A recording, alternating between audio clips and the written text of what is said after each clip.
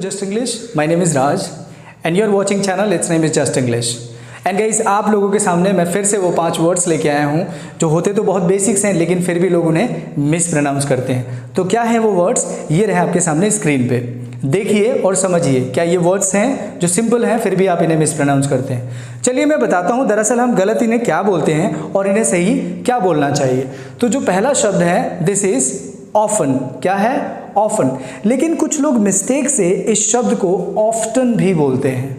अगर आप इसे ऑफ्टन बोलते हैं दैट इज़ नॉट मिस्टेक, बोल सकते हैं आप गाइस, लेकिन जो बात आती है ट्रेंड की, मतलब अक्सर और अधिकतर लोग क्या प्रोनाउंस करते हैं इसे, तो अगर आप इसे ऑफन बोलें बेहतर है। ऐसा कहा जाता है कि मोस्टली अमेरिकन्स जो हैं वो इसे यूज़ करते हैं ऑफ्टन, लेकिन बाकी दुनिया के सभी लोग इसे यूज़ करते हैं ऑफन। तो मैं आपको एडवाइस करूंगा कि आप भी इसे ऑफन ही बोलें।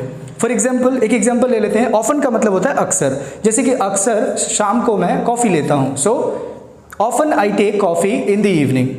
Let's go to the next word. तो अगला जो शब्द है देख सकते हैं आप गाइस, ये तो बहुत आसान है, हम छोटे बच्चों को सिखाते हैं और जब हम बच्चे थे तो हम इन्हें याद करते थे, लेकिन क्या हम इन्हें सही प्रोनाउंस करते हैं?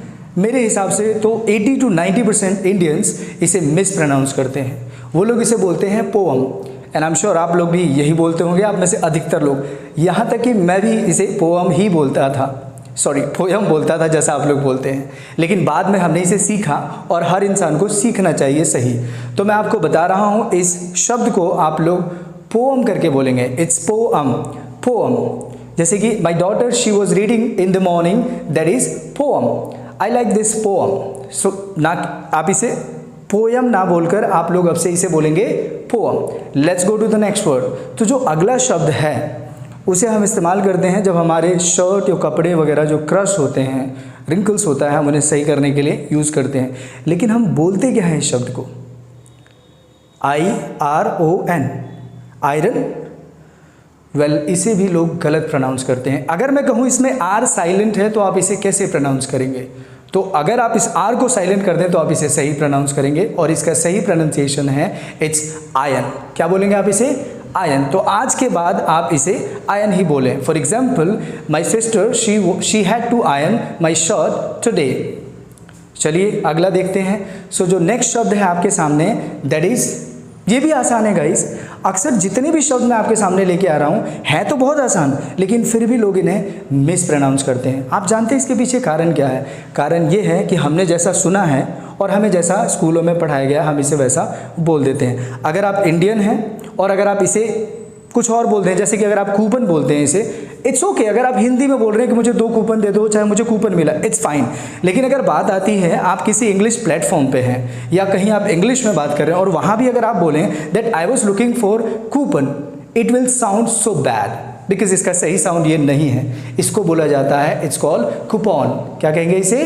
कूपन। तो नेक्स्ट टाइम से जब भी अगर आप इंग्लिश में बात कर रहे हो और आपके सामने ये शब्द है तो पूरी इंग्लिश ठीक से बोलें। तो वहाँ आपको बोलना होगा can you please provide me 2 coupons for me, I am looking for discounted coupon, you understand? तो इस तरीके से हम इसको बोल सकते हैं।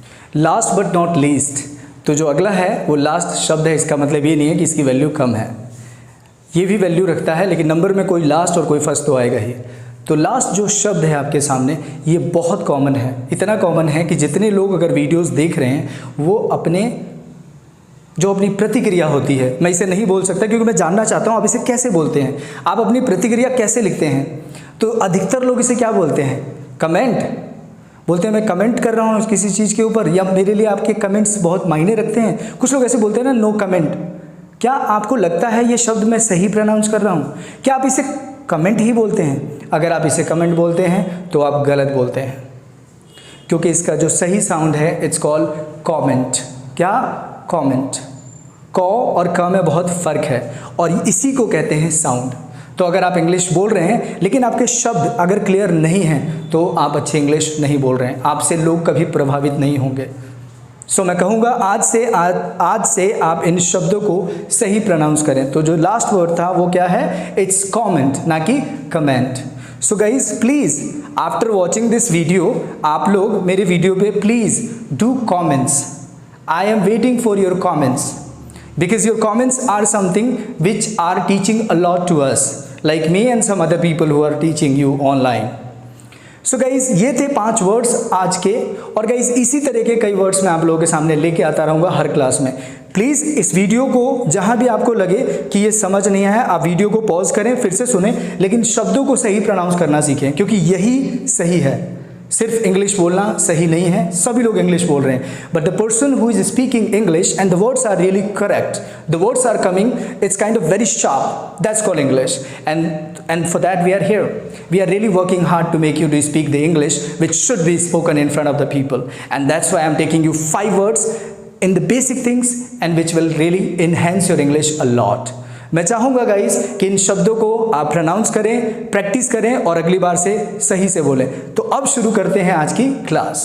चलिए, तो आज हम सीखने जा रहे हैं यूज़ ऑफ हैड टू, जिसका स्ट्रक्चर है subject plus had two plus V1 plus object. इसमें किस प्रकार के सेंटेंसेस आएंगे, जैसे कि सब्जेक्ट को किसी काम को करना था, सब्जेक्ट को किसी काम को करना पड़ा था, सब्जेक्ट को किसी काम को करना पड़ता था, और सब्जेक्ट को किसी काम को करना पड़ा। तो इस प्रकार के जो भी सेंटेंसेस होंगे वो इसी स्ट्रक्चर में आएंगे। चलिए कुछ एग्जांपल्स ले लेते हैं कि अगर आप इस स्ट्रक्चर को सीख लेते हैं तो किस प्रकार के सेंटेंसेस आप आसानी से ट्रांसलेट कर पाएंगे। जैसे कि मुझे उसे समझाना था, मुझे उसे बर्दाश्त करना पड़ता था, सरकार को अपना फैसला वापस लेना पड़ा, मुझे आसमान छूना था, एक दिन मुझे बहुत देर तक उसका इंतज़ार करना पड़ा। यानी इस प्रकार के जो भी सेंटेंसेस होंगे, अगर आप इस स्ट्रक्चर को समझ पाते हैं तो आसानी से ट्रांसलेट कर पाएंगे। तो चलिए समझते हैं पहला सेंटेंस। तो एक आसान सा सेंटेंस ले लेते हैं ताकि पहले हम इसे समझ लें और फिर कुछ सेंटेंसेस एग्जाम्पल में लेंगे।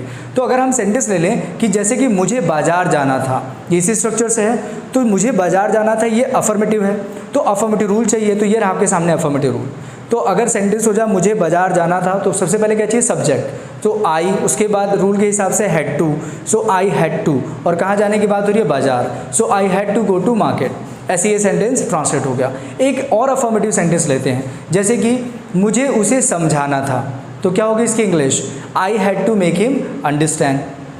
यही सेंटेंसेस अगर नेगेटिव में हो जाए तो नेगेटिव में होगा कि मुझे उसे नहीं समझाना था, so I did not have to make him understand. तो यहाँ हो जाएगा आपका नेगेटिव रूल। तो नेगेटिव सेंटेंसेस के लिए नेगेटिव रूल चाहिए, जो ये रहा आपके सामने। तो नेगेटिव रूल है subject plus did not plus have two plus V1 plus object. यहाँ एक बात समझना पड़ेगा हमें, जब हम नेगेटिव सेंटेंसेस की बात करेंगे तो हमें हैड टू का इस्तेमाल ना करके वहाँ डिड नॉट हैव टू का इस्तेमाल करेंगे, क्योंकि ये हमारा रूल है। तो रूल आपके सामने ये रहा। एक सेंटेंस और ले लेते हैं, जैसे कि मुझे उसे मना नहीं करना था, तो क्या होगी इसकी English, I did not have to deny him. मना करने की इंग्लिश डिनाई होती है, फॉरबिड भी बोल सकते हैं, मुझे उसे मना नहीं करना था, I did not have to forbid him. अगर सेंटेंस हो जाए इंट्रोगेटिव, इंट्रोगेटिव क्या होते हैं, वो सेंटेंसेस जो क्या से शुरू होते हैं, जैसे कि क्या आपको उससे मिलना था, तो हमें इंट्रोगेटिव रूल चाहिए, तो ये रहा आपके सामने इंट्रोगेटिव रूल। तो क्या हमें उससे मिलना था, इसकी इंग्लिश होगी did we have to meet him. अब ये सेंटेंस हो जाए क्या हमें उससे नहीं मिलना था, इंट्रोगेटिव नेगेटिव में, तो क्या हो जाएगा did we not have to meet him.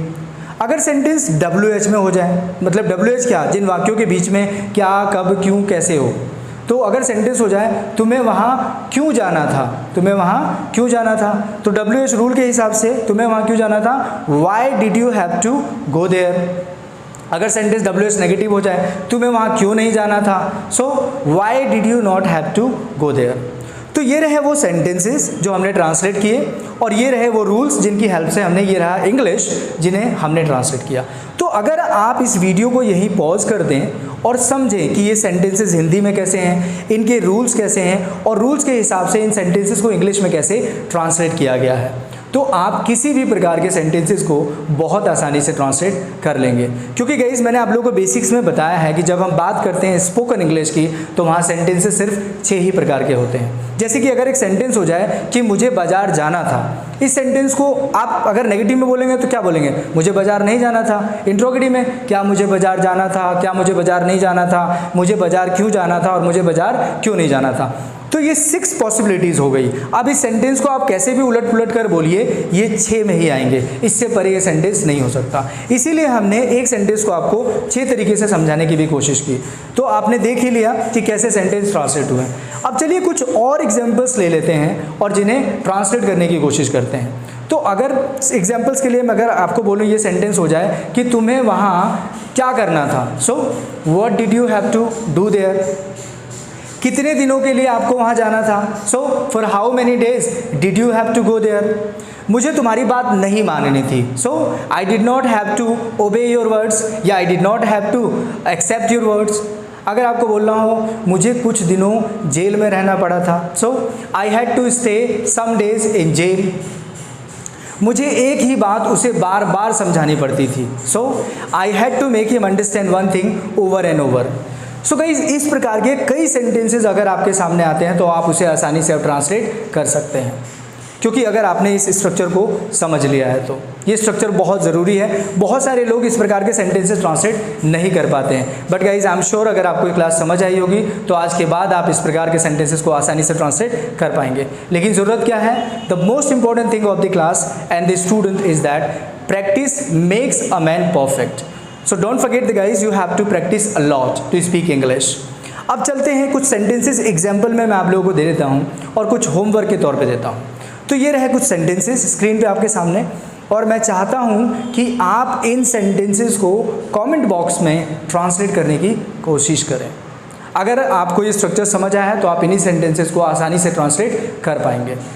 अगर आपको कुछ डाउट है, क्लास में कुछ समझ नहीं आया, so please do right in comments box.